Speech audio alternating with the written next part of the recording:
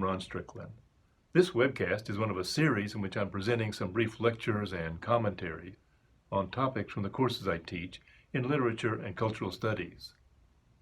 This particular installment is the second of two in which I'm offering some background information on the life and times of Geoffrey Chaucer and the Canterbury Tales. In my previous webcast, I alluded to the growth of mercantile activity, international trade, and a gradual shift in economic power from the landed aristocracy to an incipient merchant class in the 13th, 14th, and 15th centuries.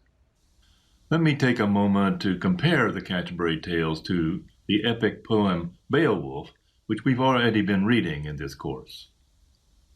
Beowulf is a typical heroic epic of the kind that would be sung or recited on ceremonial occasions to celebrate the heroic exploits of a great warrior. In an epic such as this, there is typically little attention to different ranks of society and little attention to relationships among people of different class status.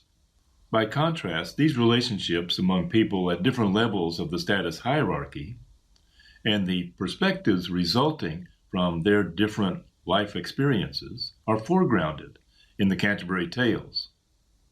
In the epic poem Beowulf, there is one bardic voice relating the narrative, although some dramatic exchanges between characters are also presented.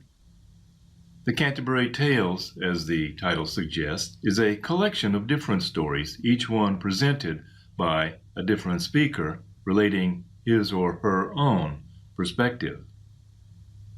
Chaucer, as the frame narrator, introduces each character to us and shapes our perceptions of them with his observations and descriptions, while the individual characters also sometimes interact directly with each other. This produces a multivocal cacophony of different perspectives, as opposed to the more or less univocal magisterial presentation of Beowulf and other epics.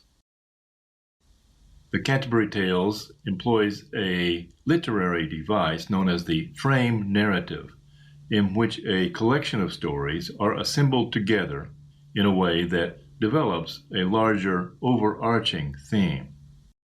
One of the most famous examples of this type of poem, and one that influenced Chaucer, is the Decameron, written sometime in the early 1350s by the Italian poet Giovanni Boccaccio. The Decameron consists of 100 love stories in verse, told by a group of young aristocrats who have sequestered themselves in a country house outside of Florence in an effort to avoid contracting the Black Plague. As a way to stave off boredom, they amuse themselves by telling love stories to each other. Chaucer's frame device is a road trip, a religious pilgrimage. A group of strangers happen to be lodging at the same inn on the south side of the Thames on the outskirts of London. When they discover that they are all going to the same place, the Canterbury Cathedral, they decide to ride together along the way and to tell stories to each other for entertainment. This chance setting allows Chaucer to assemble a group of storytellers from different occupations, different levels of the status hierarchy, with different perspectives. Some of these characters would be quite unlikely to interact with each other in their day-to-day lives. Chaucer's pilgrims include some people from the lower levels of the aristocracy, such as a knight and a prioress, a lady who leads a religious monastery. He presents merchants, tradespeople, farmers, and members of the lower clergy as well.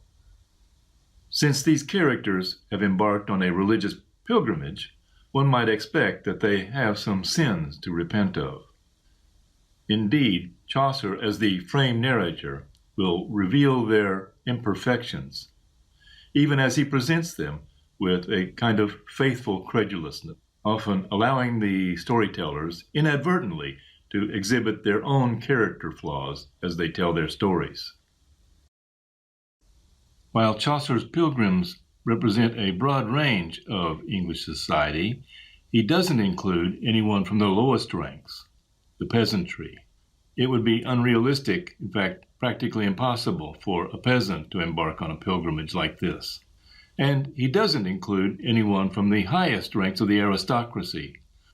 Such an aristocrat would be traveling with a private entourage and would not likely be associating with Chaucer's group. But this absence of aristocrats and courtiers is also convenient for the poet. The poem is written for circulation among relatively elite audiences. It gently mocks the foibles of all these pilgrims in ways that must be entertaining to these elite audiences. Audiences who might not take so well to seeing their own shortcomings ridiculed. Another distinctive feature of Chaucer's poem that deserves to be mentioned is that he wrote in English rather than French. Since the 11th century, when William of Normandy conquered England, French had been the daily language of the court and of the legal system in England. English continued to be spoken among the common people, but by the 14th century, when Chaucer was writing, English was becoming more commonly used among the upper classes as well. By writing in English rather than French, Chaucer was cutting himself off from a wider international audience. French is spoken elsewhere in Europe as well as England, but English was spoken by substantial numbers of people only in England. So why did he write in English? It's difficult to tell. Perhaps he had an artistic motive, and Chaucer also had the recent example of Boccaccio in the Decameron. Boccaccio had written in vernacular Italian rather than in Latin.